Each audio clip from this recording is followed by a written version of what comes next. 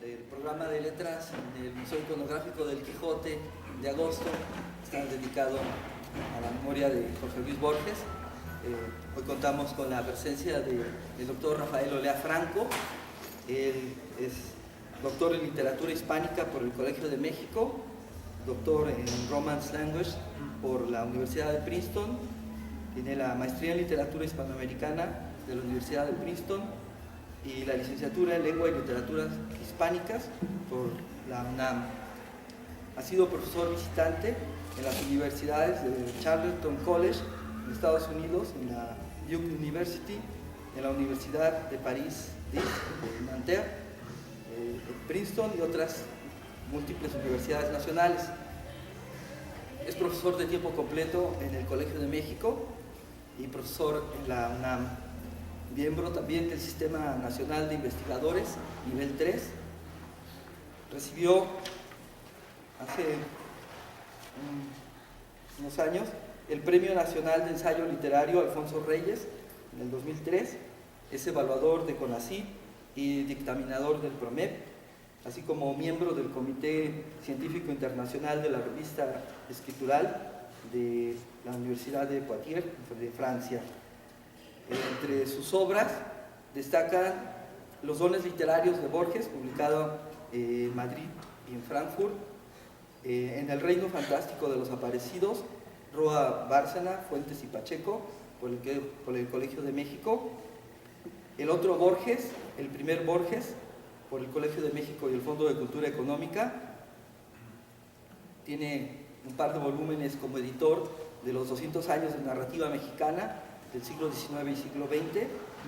Se destaca también In Memoriam, Jorge Luis Borges, publicado por el Colegio de México. Fervor crítico por Borges, del Colegio de México en el 2006.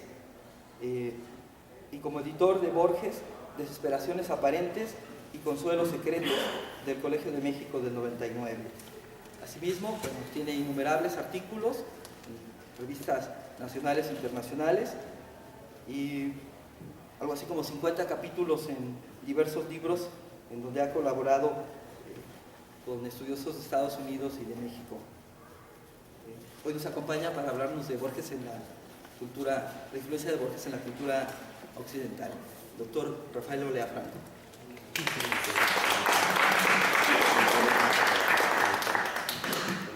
Muchas gracias a todos ustedes por su presencia. Muchas gracias al Museo Iconográfico del Quijote por esta amable invitación, al licenciado Onofre Sánchez en particular. Y bromeábamos hace un momento que no sabíamos que teníamos que competir con el fútbol, que México está en un partido en un momento con Brasil, pero no podíamos prever eso, lamentablemente era muy muy difícil. Entonces yo tengo un texto escrito que voy a intentar mezclar entre la lectura del texto en sí y la exposición oral de algunos aspectos que tiene que ver con esto que titulé de modo global, la difusión de Borges en el mundo. En primer lugar, vale la pena destacar que Borges, quien nació en 1899 y murió en 1986, por eso estamos conmemorando su 25º aniversario de fallecimiento, tuvo una carrera literaria muy temprana. De hecho, su primer texto, como tal, formalmente, es una traducción del Príncipe Feliz de Oscar Wilde, que apareció el 25 de junio de 1909 en un periódico de Buenos Aires. Era tan precoz Borges que naturalmente los lectores de ese periódico no podían deducir que se trataba de una traducción suya y se la adjudicaron al padre de Borges, que es Jorge Borges. Él era Jorge Luis Borges, y después se mostraron sorprendidos de que esa traducción hubiera sido hecha por su hijo. Borges tuvo una infancia que implicó que adquiriera prácticamente al mismo tiempo el inglés y el español. Su abuela paterna era inglesa, Frances Haslam, a quien él recordaba con frecuencia y le recordaba sobre todo por un rasgo muy curioso, que decía que tenía mucho valor y que en el hecho de su muerte, al ver cómo estaban compungidos el hijo, los nietos y demás, les dijo: no hagan tanto escándalo, solo soy una vieja que se está muriendo, ¿no? Y a Borges le quedó esa imagen plenamente grabada en su infancia de una persona que tenía ese valor.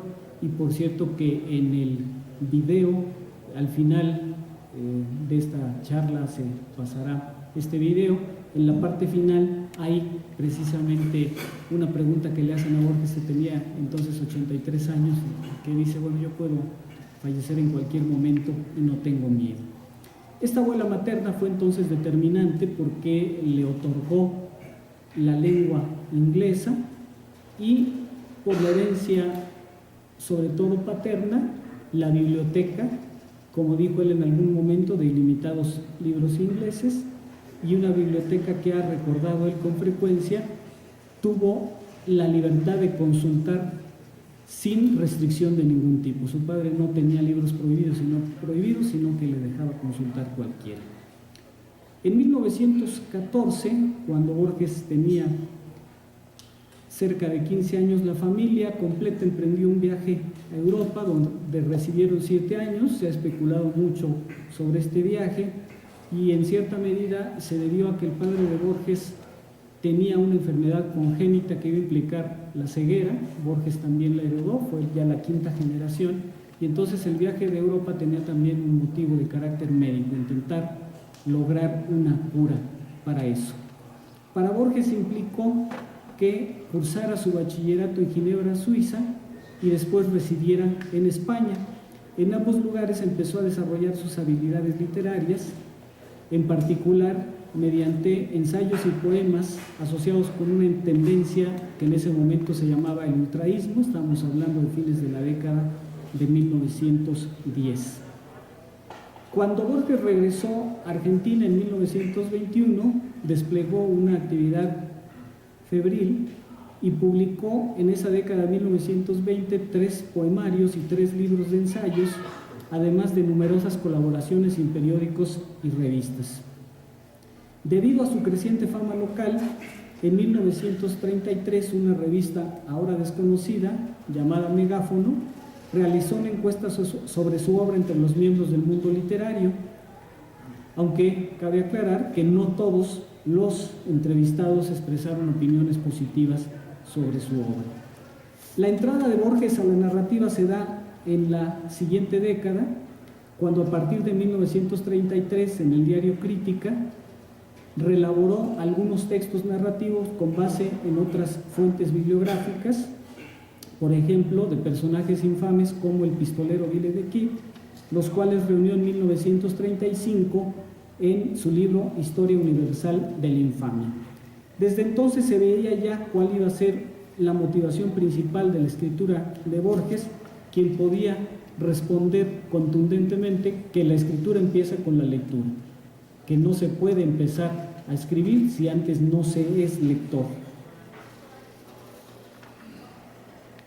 Más tarde, en esa década, a partir de 1939 sobre todo, difundió una serie de textos narrativos en la revista Sur, que había sido fundada en 1931 por la escritora e intelectual Victoria Ocampo, una mujer ejemplar en muchos sentidos, porque pertenecía a la oligarquía terrateniente argentina. Hay que recordar que la riqueza de Argentina en gran medida venía de la tierra, donde se cultivaba sobre todo el trigo, y del ganado.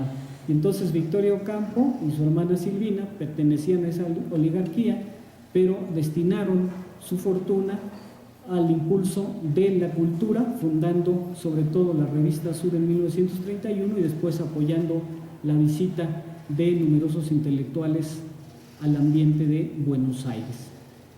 Estos primeros textos narrativos de Borges, difundidos a partir de 1939, se fueron acumulando, y en 1944 Borges publicó el libro Ficciones, que los compila en gran medida, y en 1949 su otro gran libro narrativo, que se llama El Aleph. Estos dos textos de carácter narrativo han sido destacados desde distintos ámbitos como dos de las obras más influyentes en la literatura y la cultura occidental del siglo XX. Algunos incluso llegan a decir que quizá no haya obra más influyente que Ficciones, la cual ponen por encima hasta de la influencia de Kafka o de James Joyce. Pero obviamente esta presencia no se produjo de inmediato, una presencia difundida, amplia en el mundo occidental, porque Borges era un escritor de Buenos Aires, y para que su obra se conociera fuera del ámbito de la lengua española y fuera de Argentina, se necesitaba que primero hubiera traducciones a diversas lenguas extranjeras, ¿no? Eso es lo que ahora nosotros no alcanzamos a percibir con certeza, porque hay grandes escritores hispanoamericanos cuyas obras se publican en español y al año siguiente, o si no es que ese mismo año, son traducidos a otra lengua. No estoy hablando de casos como el de Gabriel García Márquez, pero en este periodo que un escritor en lengua española fuera conocido era muy difícil. Entonces, estas traducciones desempeñaron una función central para su difusión, y curiosamente la primera traducción al francés se da no en Francia, sino precisamente en Buenos Aires, por un rasgo circunstancial, que es el hecho de los exiliados franceses que, debido a los rigores de la Segunda Guerra Mundial, se fueron a refugiar en Buenos Aires. Ahí Roger Caillois, un francés que hizo aportaciones a la teoría de la literatura, editó la revista Lettres Franceses con el apoyo de Victoria Ocampo, y en el número 14 de esa revista, de octubre de 1944, se incluyeron dos versiones francesas de cuentos de Borges, uno titulado La Lotería en Babilonia y el otro La Biblioteca de Babel. De ese modo, la obra de Borges empezó a ser asequible para un público no hispanoparlante. Es curioso este interés de Roger Caillois por la obra de Borges, y en otro sentido, a mi modo de ver, nos enseña mucho sobre la naturaleza humana, porque Roger Caillois había tenido una fuerte disputa con Borges en 1941. Caillois había publicado un libro sobre la novela policial que se llamaba Le Roman Policier, y Borges, precisamente en la revista Sur, en abril de 1942, publicó una reseña de la obra, donde de manera cortés y elogiosa, pero al mismo tiempo irónica, derruía las nociones del francés sobre los orígenes de la novela policial. Roger Caillois había visto las pruebas de imprenta de esa revista y entonces logró contestarle a Borges en el mismo número, y intentaba jugar también irónicamente, diciendo que había revisado su texto con cuidado para ver si lo que Borges decía era cierto, y había encontrado que no, que lo que él había dicho estaba bien dicho. Eso implicó una diferencia entre ambos. Estamos hablando, repito, de 1942, y sin embargo en 1944 Roger Caillois decide hacer esa traducción. Menciono este dato porque en un excelente libro que todavía sigue siendo muy útil, Borges, una biografía literaria de Emil Rodríguez Monegal, Emil Rodríguez Monegal habla de la enemistad entre ellos, pero en realidad fue como un breve suceso, y después Borges le reconoció, como veremos en un instante, a Roger Caillois haberlo impulsado en ese mundo europeo. Esta traducción de los dos textos tenía un prefacio de un escritor franco-argentino. Recordemos que sobre todo en el cono sur hay intelectuales de esta naturaleza que son mitad franceses, mitad de argentinos, mitad ingleses, mitad argentinos, 3/4 italianos, 1/4 argentinos, y Néstor Ibarra, que hizo el prólogo, hace una imagen, elabora ahí una imagen de Borges que se presentó en lo que fue la primera traducción completa del libro Ficciones en 1951, es decir, ya concluida la Segunda Guerra Mundial, que inauguró una colección francesa que se llamó La Cruz del Sur, de la prestigiosa editorial parisina Gallimard. Hay que recordar que Gallimard era y sigue siendo una de las editoriales más importantes en el mundo francófono. ¿Y qué era lo que decía ahí Ibarra? Él conocía, porque estaba en el ámbito de Buenos Aires las críticas que se le hacían a Borges. Y entonces lo que intentó hacer fue un juego de estrategia, diríamos así, propagandística de venta, que era ofrecerle al lector extranjero una imagen de Borges que pudiera ser accesible para ellos. ¿Y qué fue lo que destacó para ello? Entonces tomó lo que eran las críticas contra la obra de Borges en su momento. Por ejemplo, se hablaba de la soledad de su obra, de su pobreza de erudición, de la dificultad sintáctica de su prosa, y de inmediato señalaba algo que denominaríamos nosotros el carácter exótico de la obra de Borges dentro de la cultura hispanoamericana. Y si era exótico para la cultura hispanoamericana, entonces podía ser atractivo para los europeos. Es decir, Néstor Ibarra, de un modo u otro, lo que estaba haciendo era decirles a los europeos: este escritor es muy europeo como ustedes, ¿no? Por eso digo que era una estrategia de orden propagandístico, que empezaba, incluso la primera frase en francés decía: no hay escritor menos argentino que Jorge Luis Borges, y lo calificaba al final como un escritor cosmopolita.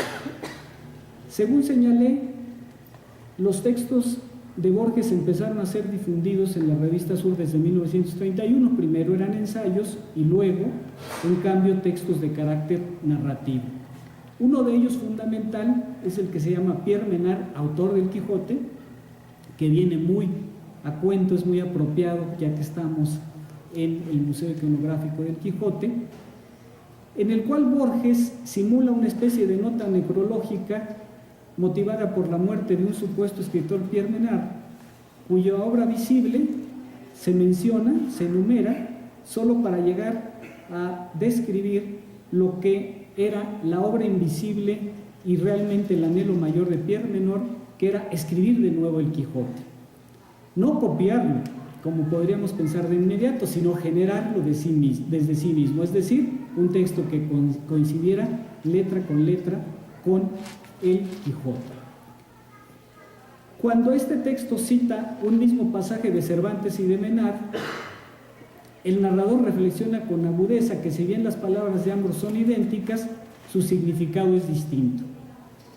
Pues mientras Cervantes escribe desde la perspectiva histórica y cultural de 1605, fecha de la primera parte del Quijote, Menard lo hace en la primera mitad del siglo XX.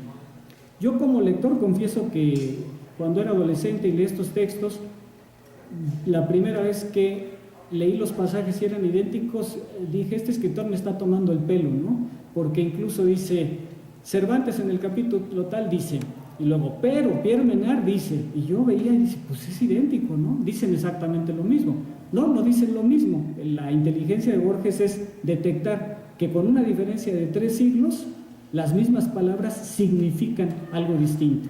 Por ejemplo, señala cómo Cervantes en 1605 está escribiendo antes de la contrarreforma impulsada por España, y en cambio Pierre Menard está escribiendo después de la debacle absoluta de España. España ya no es más un imperio en el siglo XX. Este texto, como se ha dicho, es en realidad un adelanto de lo que se desarrollaría después, sobre todo en el ámbito alemán, como la teoría de la recepción. Es decir, el texto va cambiando conforme los receptores o lectores van modificando sus hábitos y van entonces imprimiendo nueva significación a los textos.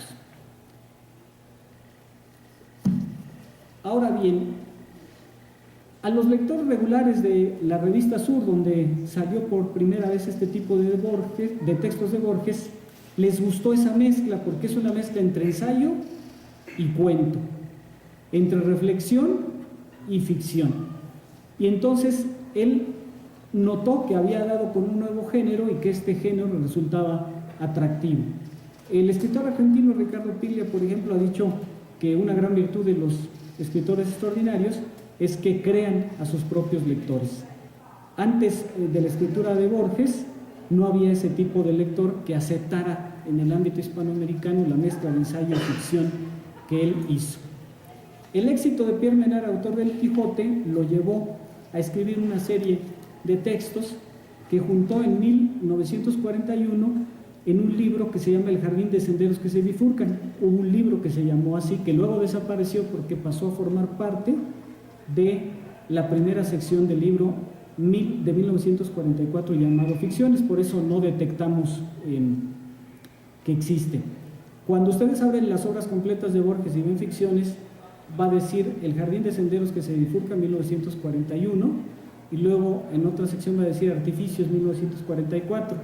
Como la gente no va a investigar en las bibliotecas realmente cómo están los libros, ha habido quienes dicen que esa formación era con base en 2 libros, El jardín de senderos de 41 y Artificios de 44, pero no hubo ningún libro del 44 que se llamara Artificios, lo que hubo fue una sección añadida.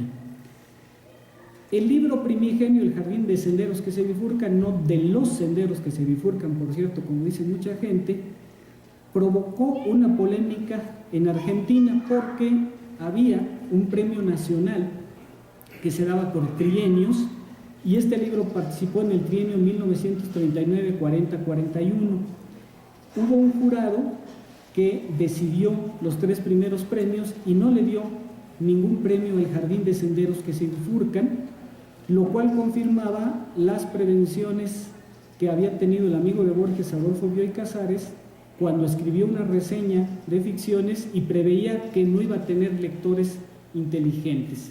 ¿Por qué? Decía Bioy Casares, porque Borges emplea en estos cuentos recursos que nunca o casi nunca se emplearon en cuentos o en novelas. Es decir, que estaba renovando la literatura, que es lo que siempre un escritor de realce debe hacer.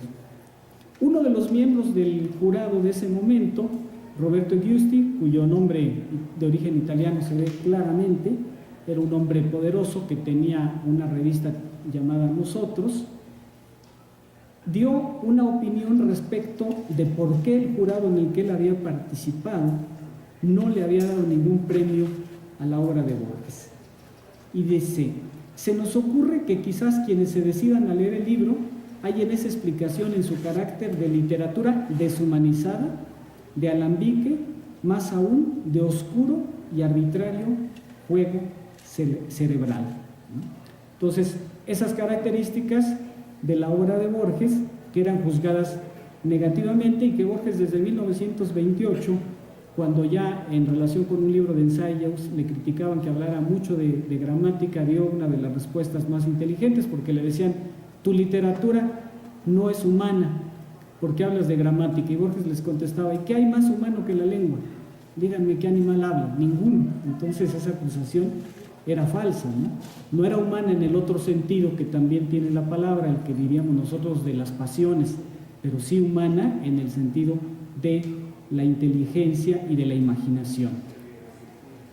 Giusti, para justificar cómo se había dado el premio, invocó una razón de carácter nacionalista.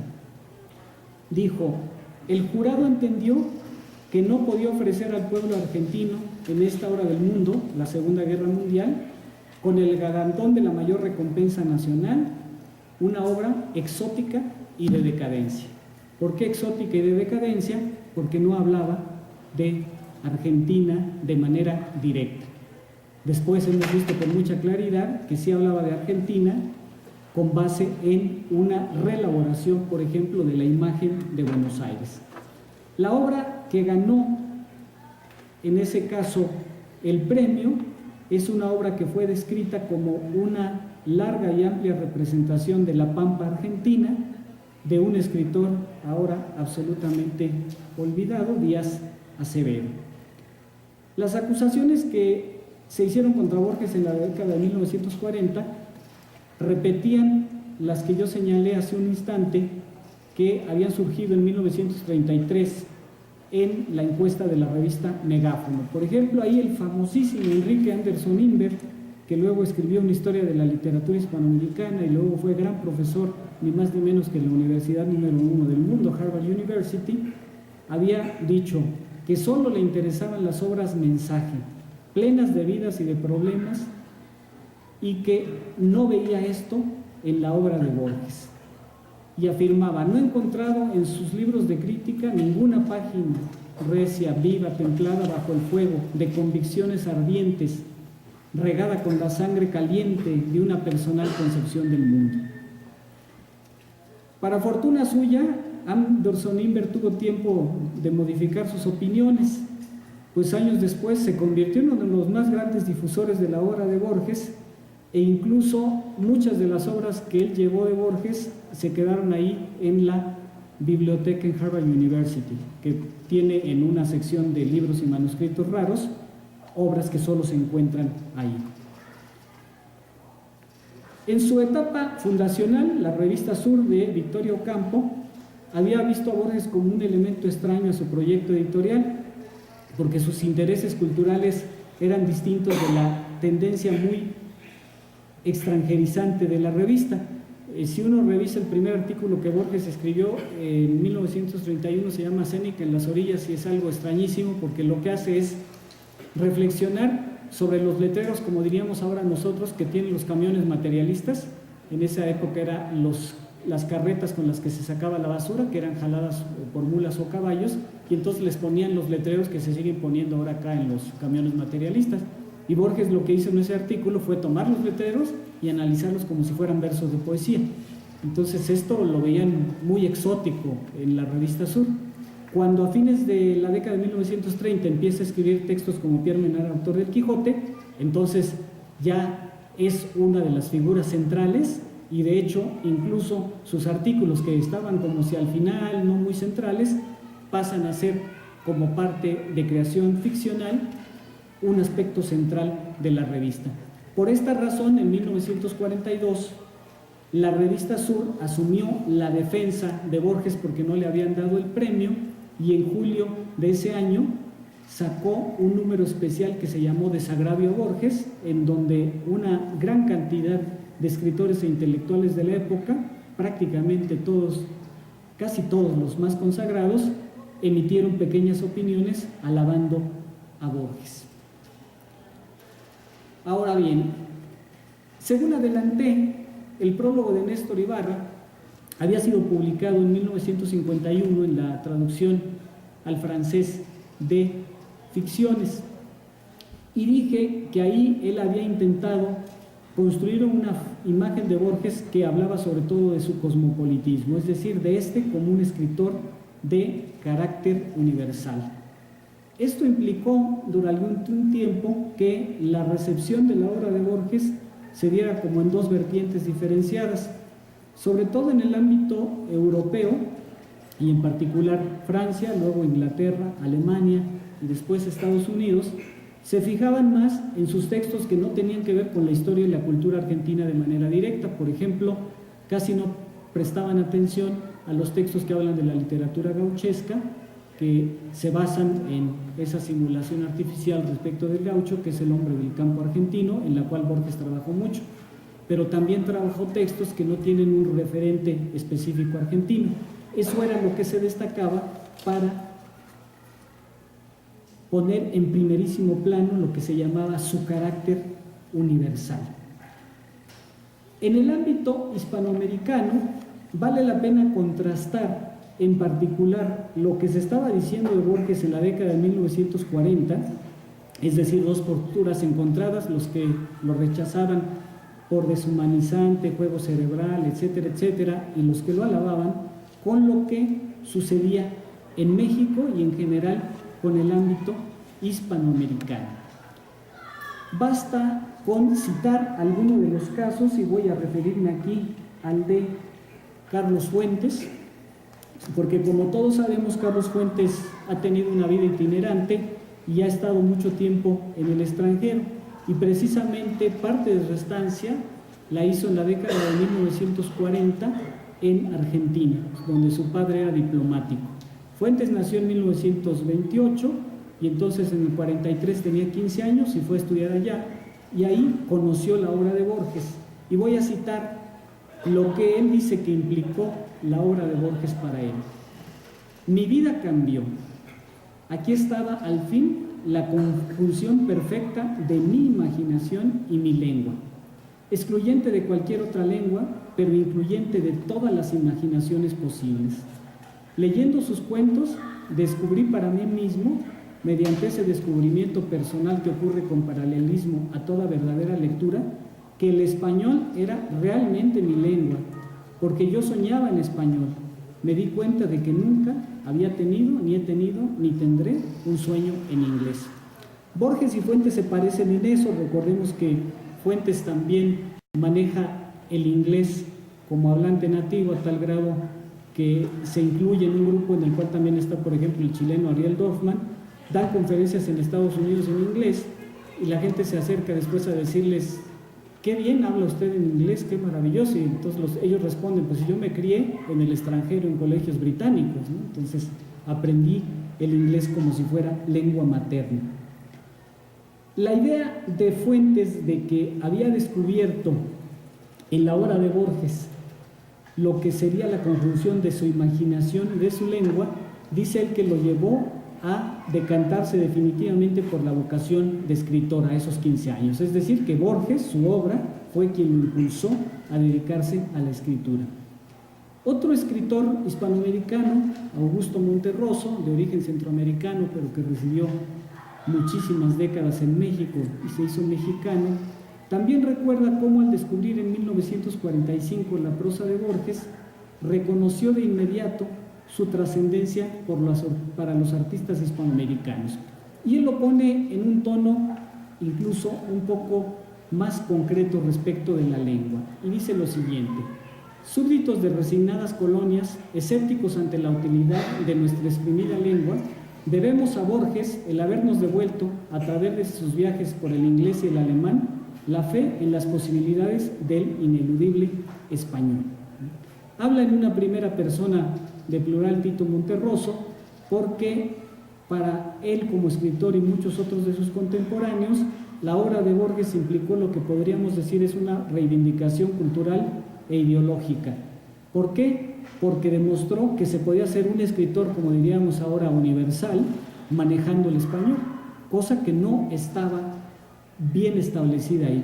Y vale la pena recordar, por ejemplo, que muchos de los escritores de fines del siglo XIX y principios del XX llegaron a publicar obras en español en Francia, con la editorial Gallimard u otras editoriales famosas, pero eran ediciones pagadas. Si un escritor quería que su obra se difundiera, se ponía en contacto con la casa francesa y sufragaba la impresión. Entonces, no hay que engañarnos pensando que la cultura francesa se interesaba mucho en ello.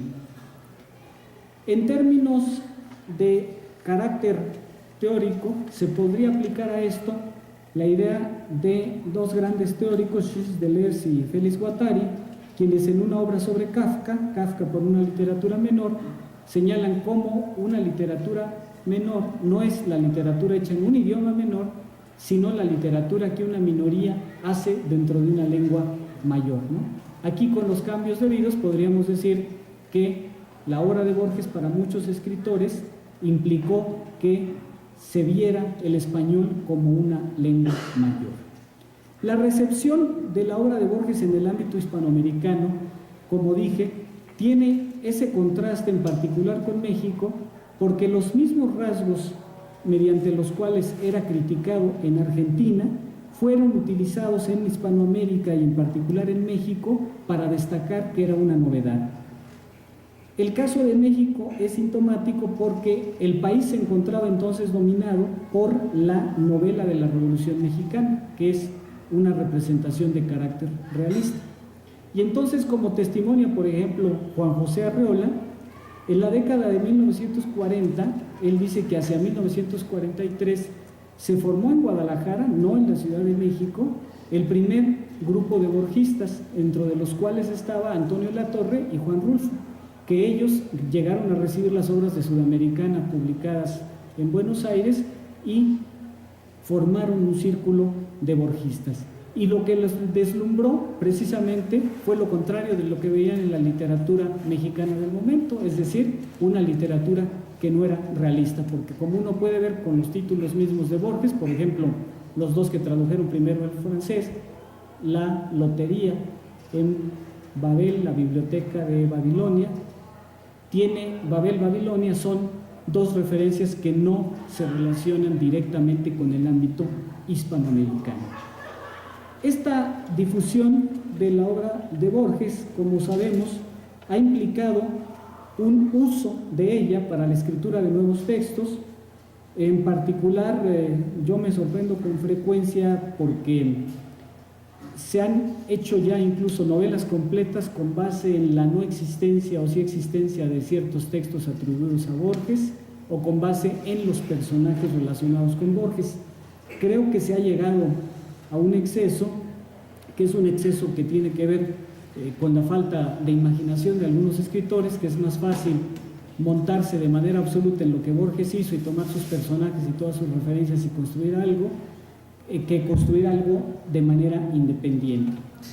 Y de modo colateral, esto ha implicado un caso particular en el cual lamentablemente el ámbito mexicano ha tenido una participación no muy afortunada, y en lo que sigue voy a describir un aspecto que decepcionará a algunos. Todos, por medio de los correos electrónicos, hemos recibido textos donde nos dicen: esto lo escribió Borges. Es una práctica lamentablemente muy extendida, sin ninguna prueba de carácter documental, y que incluso ya afectó a Gabriel García Márquez en la década de 1980.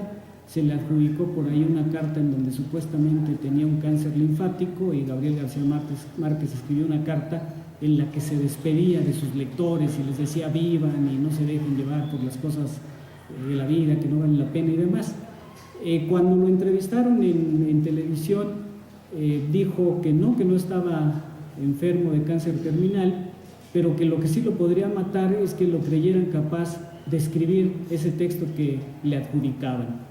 Después se investigó que el texto era un texto que provenía de un personaje de la farándula que se llamaba el Mofles, que era como un títere, y el títere aconsejaba: entonces tiéndete en la arena y tal, cosas de ese tipo, ¿no? Y García Márquez ya le dio un poquito de pena, y al otro le dijo: no, si está muy bien su texto, solo que no es mío, ¿verdad? Eso que quede claro, ¿verdad? Con Borges ha sucedido exactamente lo mismo. Se le han adjudicado varios textos, y hay uno que es muy difundido y que todos conocerán, que circula por ahí con el nombre de Instantes. Si volviera a vivir mi vida, cometería más errores, etcétera, etcétera. Bueno, lamentablemente aquí hay que decir por ética profesional, lo que sucedió no es un asunto que se haya generado solo en México. Ha habido gente que me ha dicho: es de Borges, y yo naturalmente le respondo: muéstrame un libro de Borges donde esté ese texto. Naturalmente no me lo pueden mostrar porque no es de Borges. Y lo que sucedió en el ámbito mexicano es que Borges vino en 1973 a recibir el premio Alfonso Reyes. En ese momento, Elena Poniatowska le hizo 3 entrevistas. Las 3 entrevistas salieron en octubre de 1973 en el periódico Novedades. Las dividió en 3 partes porque era una entrevista larga. Con absoluta honestidad intelectual, Elena Poniatowska, recordemos que es 73, dice que no conoce la obra de Borges, y Borges se da cuenta de ello y se lo señala, pero lo señala siempre juguetonamente. Y ella dice: ay, maestro, usted disculpe, y Borges le dice: no se preocupe, esas entrevistas me gustan más porque son más frescas, porque él era muy generoso en esas cuestiones. Y entonces se publican las 3 partes en Novedades en octubre de 1973. En 1990, Elena Poniatowska incluye esa entrevista en el libro que se llama Todo México, y entonces añade sorprendentemente un párrafo donde dice que le recita 2 poemas a Borges. Ella, que había señalado que no conocía ningún texto de Borges, dice que recita 2 poemas que uno podría deducir que se los sabe de memoria, porque no dice que los lleve escritos, y precisamente uno de ellos es Instantes. Y entonces señala que Borges asiente y le responde algo así como: sí, yo era desdichado en ese tiempo. El problema es que, más allá de que Instantes no está en ninguna obra de Borges, el segundo poema que ella pone apareció en 1976 en el diario La Nación de Buenos Aires, y Borges lo escribió en 1975. ¿Y por qué sabemos cuándo lo escribió? Porque es un texto posterior a la muerte de Borges, la muerte de la madre de Borges, que murió en 1974. Entonces en 1973 ese texto no existía. Elena Poniatowska retoca la entrevista, añade esto que no es verídico, y lo hace precisamente porque a partir de la década de 1980 y sobre todo después de la muerte de Borges en 1986, empieza a proliferar ese texto. Desde antes, en 83, lo difunde aquí en la revista Plural, y se empieza sobre todo a generar en la red su enorme difusión. Las pruebas documentales absolutamente testimoniales están en el hecho de que ese texto en realidad es traducción de un texto de carácter humorístico que apareció en el Reader's Digest, que no es poema, es una prosa corridita, que es humorístico porque en inglés el autor Dan Harrow empieza diciendo: por supuesto no se puede desfreír un huevo, pero nada nos impide pensar en ello. Y entonces ya empieza a bromear: si volviera a vivir mi vida, entonces cometería más errores, tal. Y alguien, no sabemos quién, porque recordemos que en todo, en la creación y en los dislates, hay una gran colaboración colectiva, alguien se le ocurrió adjudicárselo a Borges, y entonces empezó a difundirse y a generarse una falsa atribución, que incluso hay gente que se ofende cuando uno le dice que no es de Borges. Y entonces yo siempre les digo: ustedes tienen derecho como lectores a que les guste lo que quieran, pero no adjudicárselo a Borges. Eso sí no se vale, ¿no? Yo respeto los gustos de cada quien. Y la segunda parte que hago es, además de, como hice en un artículo que incluso de una forma breve salió en la revista Proceso y otro en un capítulo completo de un libro mío, además de las pruebas documentales, entonces ofrecemos lo que sí existe en la poesía de Borges, que yo sostengo que es legítimo que los receptores busquen. En fecha reciente salió una noticia de la compilación de los aforismos de Carlos Monsiváis. Y uno de sus aforismos, el conocedor de la Biblia, es: autoayúdate que yo te ayudaré, ¿no? Con la idea de ayúdate que yo te ayudaré. ¿Por qué jugaba él con el neologismo autoayúdate? Porque sabemos muy bien que una gran cantidad de libros, de programas televisivos, etcétera, son los mentados de autoayuda, ¿no? Los pensamientos que nos dicen cosas bonitas y constructivas para la vida, que pues es legítimo que queramos tenerlos. Lo que pasa es que cuando son en un texto como ese de Instantes, pues es una prosa, no tiene poesía en absoluto. Borges sí escribió este tipo de textos, y señalo tan solo 2 ejemplos de su poesía que se pueden encontrar en su etapa de madurez. Uno es el que se llama Otro poema de los dones, en donde empieza haciendo una alusión al laberinto de las causas y los efectos. Gracias quiero dar al divino laberinto de las causas y los efectos, y luego hace una enumeración por cada una de las cosas que quiere agradecer. Y entonces cada nuevo elemento empieza con la palabra por, ¿no? Por el rostro de Helena y la perseverancia de Ulises, es decir, una alusión a la Ilíada y la Odisea. Y hay un momento en que dice: por el amor que nos deja ver a los otros como los ve la divinidad. Sorprendentemente es un verso de profunda raigambre cristiana. El cristianismo postula la idea de que Dios ve en los seres humanos lo mejor de ellos, y que de hecho el probable perdón dependerá de que se vea esa parte bondadosa, porque la otra, la mala, la negativa, la tenemos todos. Y entonces ahí está, en síntesis, dentro de un poema de Borges bien logrado estilística y verbalmente, una idea que a alguien le puede gustar y que se ofrece, pues bueno, a esa práctica tan común de enmarcar versos y colgarlos por aquí y por allá. El otro texto, solo para mencionar 2, es el que se llama Fragmentos de un Evangelio Apócrifo. Borges juega ahí con la idea de los evangelios. Recordemos que hay evangelios apócrifos o que han sido declarados apócrifos por la doxa religiosa de la Iglesia, y entonces hace una enumeración de una serie de ideas y consejos que son sin duda de posible aplicación inmediata. Solo menciono uno de ellos porque creo que es de los más destacados. Hay unos versos que dice: no te afanes en odiar a tu enemigo, porque si lo haces, de algún modo serás su esclavo. Tu odio nunca será mejor que tu tranquilidad.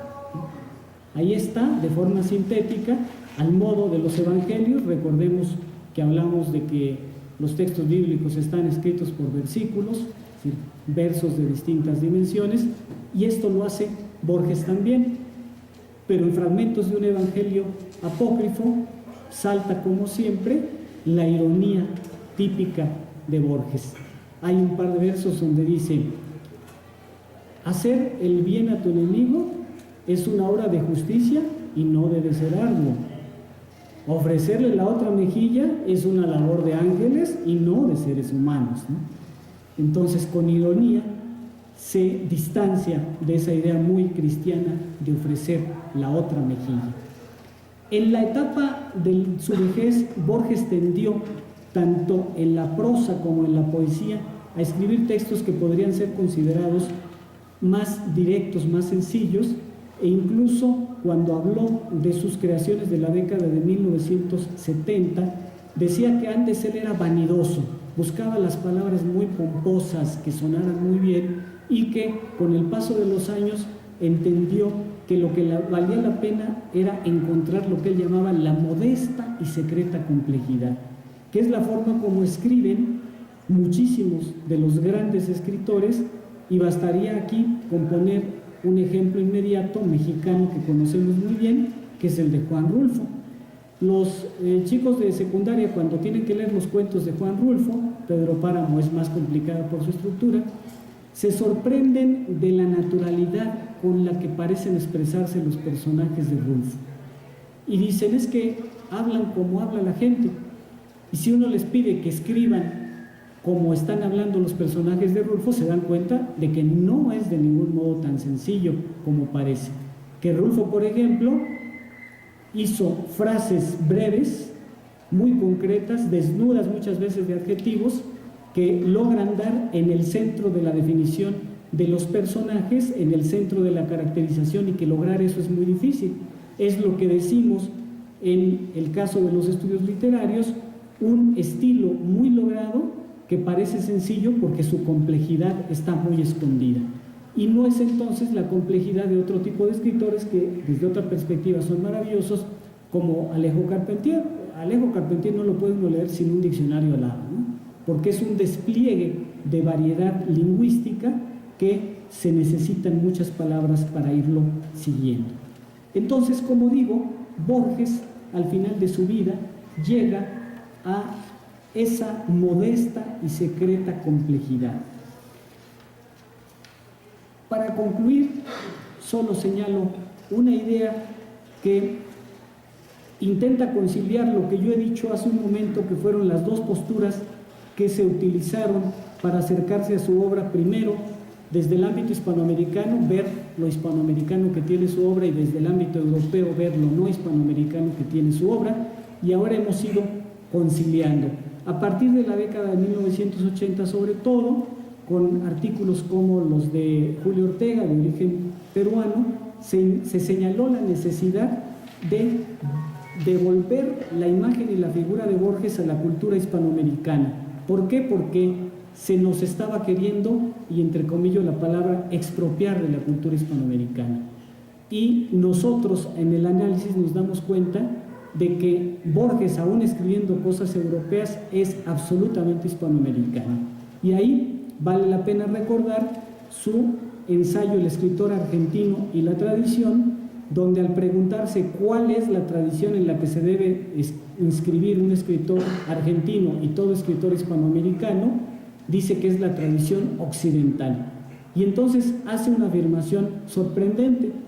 Mientras una buena cantidad de intelectuales y escritores previos habían puesto a Hispanoamérica en una situación de desventaja frente a Europa, por la razón elemental de que esa cultura occidental no es directamente nuestra, no somos herederos directos de ella, Borges dice que eso es una ventaja. Y entonces pone el caso de los judíos y se pregunta: ¿qué ha sucedido con los judíos a lo largo de siglos en la historia cultural? han sido grandes aportadores de pensamiento y de creación. ¿Son los judíos implícitamente, genéticamente superiores al resto? Dice, no es eso. Lo que pasa es que los judíos han estado dentro de la cultura occidental, pero al mismo tiempo en los márgenes de la cultura occidental.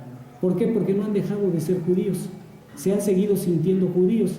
Podrán ser ingleses, franceses, alemanes, italianos, estadounidenses, pero siguen siendo judíos. Y entonces, dice él, han tratado la cultura occidental de una forma irreverente, y la irreverencia en el arte es productiva. Y dice que los hispanoamericanos estamos en una situación semejante, que tenemos derecho a tomar esa cultura occidental, trabajar con ella lo que queramos, y que lo lograremos hacer de modo irreverente, que será desde la perspectiva artística muy productivo. A mi modo de ver, y con ello concluyo, eso es lo que hizo Borges, ser irreverente con la cultura occidental y lograr una escritura compleja y maravillosa. Gracias por su paciencia.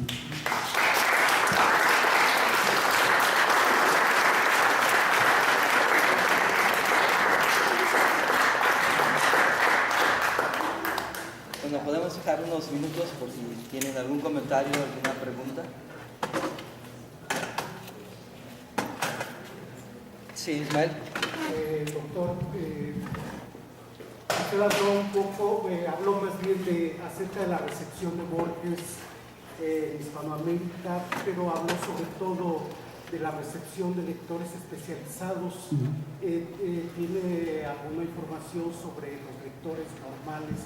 ¿Cómo fue esta recepción? Sí, muy buena pregunta, muy pertinente, porque la primera asimilación se da con los escritores como tal, y la otra es paulatina, y ahí es muy significativo un número de 1964 de la Revista Mexicana de Literatura, en donde García Ponce escribe un artículo que se llama ¿Quién es Borges?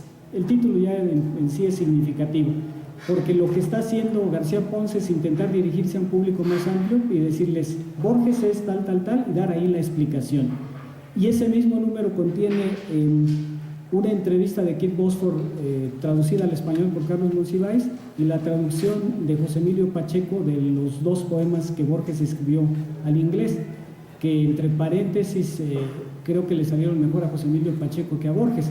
No le salieron bien esos poemas ingleses a Borges y renegaba de ellos, decía que había sido un error haberlos escrito en inglés. Entonces ahí hay un dato significativo, y hay otro que si no me equivoco, proviene de la década de 1970, porque la difusión de los escritores siempre se da de modo desfasado, y entonces una profesora ya de cierta edad en la Facultad de Filosofía y Letras decía que había quienes hacían la broma en la UNAM de decirle a algún lector nuevo, mira, vete a la librería, que era la de Juglar, ni más ni menos la de Juan José Arreola, y busca ahí las obras de 2 escritores argentinos que son buenísimos. Uno se llama Jorge Luis Cortázar y el otro se llama Julio Borges.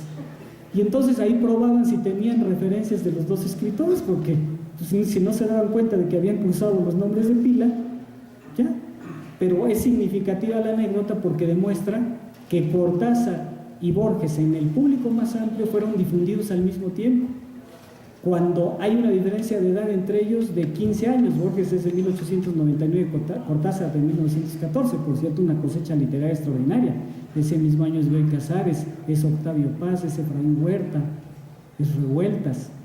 Y entonces Borges fue ni más ni menos el que le publica el primer cuento famoso a Cortázar, que es de 1951, Casa Tomada, en la revista que Borges dirigía, Los Anales de Buenos Aires.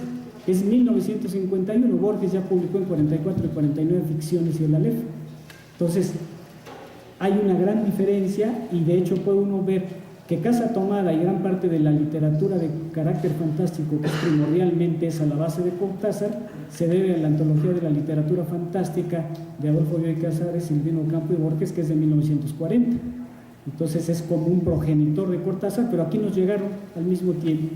Entonces, en ese sentido, creo que la difusión así fuerte fue la década de 1970, y coincidió aquí que tengo entendido que se vendió abundantemente en México el primer tomo de las obras completas de Borges, 74, de pasta verde, que era tomo así gruesísimo, se vendió como pan caliente. Es de la del 70, creo yo. Sí, Ulises. A mí me gustaría saber qué opinan, en plan, ya no directamente académico, sino un poquito grande, todo igual que usted, con el significado que tiene, o que empieza yo creo que a tener la aparición del Borges de Pior. Es decir, después de leer, yo ya hice esa disciplina de leer las 1600 páginas. Felicidades. Pocos lo han hecho, Es ¿no? una maravilla, es un libro maravilloso, pero me parece que modifica sustancialmente en muchísimos de los aspectos que podríamos enlistar y que se han revisado desde una perspectiva académica las afirmaciones canónicas de Borges, por ejemplo, con respecto a su relación con Alfonso Reyes. Ahí lo pone como un señor que cuando hablaba con él salía uno con las manos como llenas de grasa, porque Reyes siempre hablaba de comida. Entonces, siendo que en su versión oficial, lo dijo varias veces, era el mayor prosita de la lengua castellana, ¿no? Entonces lo dijo muchas veces, pero no sería el único caso, sería muchos casos con respecto a su formación intelectual, a sus adscripciones, insisto, de tradición, a sus afirmaciones canónicas, y no se diga a su tremendo dominio del arte del insulto, ¿no? Entonces, como yo no sé, y no sé si alguien ha dicho ya, cómo le hizo Bioy para publicar ese libro, muchos sospechan que lo grababa y luego lo transcribía, o si lo recreaba muy bien, porque parece Borges transcrito prácticamente de una grabación, pero me parece que de ahí sale un Borges nuevo. Claro. Entonces, como lector me gustaría que me dijera... Yo diría que es un Borges complementario, y cuando hemos hablado en otras instancias de este asunto, yo siempre digo, vamos a ser absolutamente sinceros. Con el mejor de los amigos, no hablamos mal del mejor de los amigos. ¿Quién es puro elogio a favor de alguien? Nadie. Y más en la intimidad de esos diálogos. El hecho de que Adolfo Bioy Casares haya escrito más de 1000 páginas sobre su relación sobre Borges, psicoanalíticamente habla mucho de él. Hablaba con Borges y lo registraba. Y yo diría que las visiones más bien son complementarias. No desmiente, por ejemplo, el caso muy interesante de Reyes. Yo creo que no desmiente una cosa de otra. Borges lo dijo hasta la infinidad del cansancio en numerosas circunstancias. Reyes y Paul Groussac le habían enseñado a él que el español podía ser un instrumento de precisión y elegancia. Y lo destacó siempre y lo admiró mucho. Pero había un aspecto de Reyes que no compartía. Borges no era sibarita ni por equivocación. Yo creo que para Borges comida era comida, como hay. Por ahí un colega me decía una vez, tú no llegaste a ver a Borges comiendo cereal. Le digo, bueno, ¿eso qué tiene que ver? Era escritor. No, es que era desagradable. Esas miserias humanas que tenemos consciente o inconscientemente. Bioy Casares registra esto, y no hay que olvidar que cualquier género de lo que ahora se llama escritura autobiográfica es un artificio. Es un artificio. Bioy Casares muchas de las cosas las registra la misma noche, y otras él nos dice, en tal fecha hablamos de tal o cual cosa. Y entonces aquí quizá deberíamos aplicar una cuestión de heurística, igual que hacen los historiadores, o sea, cruzar fuentes. Decir, bueno, vamos a ver, está Bioy Casares, tal. Vamos a ver cuántas fuentes de una misma idea encontramos. Y si encuentro yo 7 que vayan en X línea y una sola que no va, yo diría, bueno, mayoritariamente. Porque en sus propias expresiones el mismo Borges cambiaba. Yo dije que estuvo en Ginebra. ¿Dónde reposan los restos de Borges? En Ginebra. Porque Borges en su etapa final dijo, yo me quiero ir a Ginebra.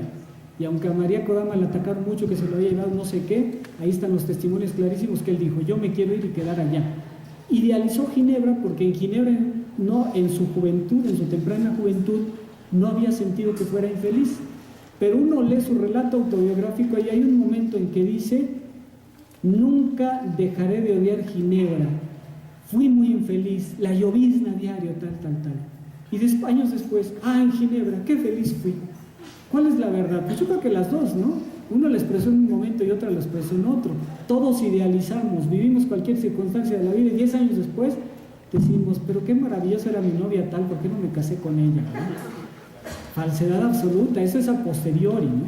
Entonces yo creo que ahí se cruzan y sí hay elementos que comprueban. Por ejemplo, Octavio Paz reiteró a la muerte de Borges, unos meses después de la muerte de Borges, la idea de un escritor al que le faltaba la pasión, la vida, tal. Escribió un ensayo maravilloso, con la prosa maravillosa que tiene Octavio Paz, para decir que Borges era muy bueno en la cuestión intelectual, reflexiva, pero no en la afectiva, en la humana, etcétera, etcétera. Pero Paz estaba respondiendo a algo que Borges había hecho en público en un programa radiofónico, en donde el entrevistador Osvaldo Barone le pregunta en vivo: a ver, vamos a hablar de su relación con los escritores mexicanos, hablemos de Octavio Paz. Y Borges le responde: de Octavio Paz puedo hablar muy poco, no he leído nada de él, mejor hablemos de Alfonso Reyes. Eso llegó a oídos de Octavio Paz y el ego se le hizo un poquito chico, se ofendió mucho, ¿verdad? Creo que fue una falta de tacto de Borges, no se dice eso de un colega, pero precisamente en las memorias de Bioy hay un registro donde ambos, Adolfo Bioy Casares y Borges, se burlan de un poema que se llama Agua y Viento, está en una plaqueta de ese nombre, que Octavio Paz mandó a la revista Sur para que se lo publicaran y no se lo publicaron, apareció en Colombia. Y es hay un verso ahí soez, muy mal logrado, que luego Octavio Paz cambió. Entonces yo por eso digo, por lo menos conocía un poema de Octavio Paz. Se burlaron ambos de ese poema. Pero ahí están esas relaciones que siempre son conflictivas, porque bueno, hay un gran ego en todos los seres humanos, y en el reino de los escritores pues todavía más, cuando son grandes escritores, ni se diga. Entonces yo creo que el libro de Bioy en ese sentido es interesante. Ahora habría que decir aquí, en efecto, como usted dice, Borges era un maestro en el arte de injuriar. Yo no he conocido a nadie que sea más hábil para injuriar, es tremendo. Mi colega Roberto González Chavarría, gran profesor emérito de Yale University, llega incluso a decir las majaderías de Borges, ¿no? Porque sí, llegaba a ser majadero, terriblemente irónico. Pero Carlos Monsiváis leyó el libro de Bioy y me dijo, y lo escribió: me decepcionó ver que toda la gracia era de Borges. Dice, Bioy no tiene gracia. ¿Dónde está la gracia de Bioy? ¿Dónde está? Bueno, porque Monsiváis era un escritor de naturaleza irónica, y entonces él buscaba la ironía, y en el registro de Bioy la ironía está adscrita a Borges, no a Bioy Casares. Y uno lee las novelas de Bioy Casares y en efecto no es un escritor que maneje la ironía, pero no tiene por qué manejarla. Bioy Casares maneja otras cosas y es un gran escritor también. Y a raíz de la publicación del libro de memorias, varios, sobre todo periodistas en Argentina, pues inmediatamente lo que quisieron destacar es, como decimos en español mexicano, ¿verdad?, amarrar navajas, ¿no? Ponernos a pelear. Oye, hasta los muertos ponemos a pelear, ¿no? A ver, sí, Bioy, ¿y quién le tenía envidia al otro? Y luego salieron los defensores de Borges. No, es que Bioy le tenía envidia a Borges. Bueno, yo creo que hay muchas cosas ahí y que, como digo, complementan las visiones, y una no es más verdadera que otra, responden en momentos distintos a circunstancias diferenciadas. Bueno, vamos a agradecer la presencia del doctor Rafael Olea. ¿Puedo hacer un comercial? A quien le interese, me dijeron que por si acaso habían interesado trajera yo unos libros. Traigo un libro que es que no está aquí, eso justifica la propaganda comercial, difícilmente se puede conseguir en México, que fue impreso en Alemania, España, que precisamente el primer capítulo trata en extenso de este asunto del pseudopoema Instantes. Digo, por si alguien no lo cree, pues lo puede ver ahí, y ahí están las pruebas documentales de lo que yo reduje sintéticamente. Entonces, damos unos 5 minutos y ponemos el video que también el doctor hizo. No documentarse mucho, tan solo con escuchar lo que leí de Instantes, no es tan difícil deducir que no era de él, ¿no? Por la forma que está escrito. Yo creo que es una forma muy simple de escribirla, y entonces si yo leí un poco, pero yo creo que no es muy difícil descubrir que no era de él, ¿no?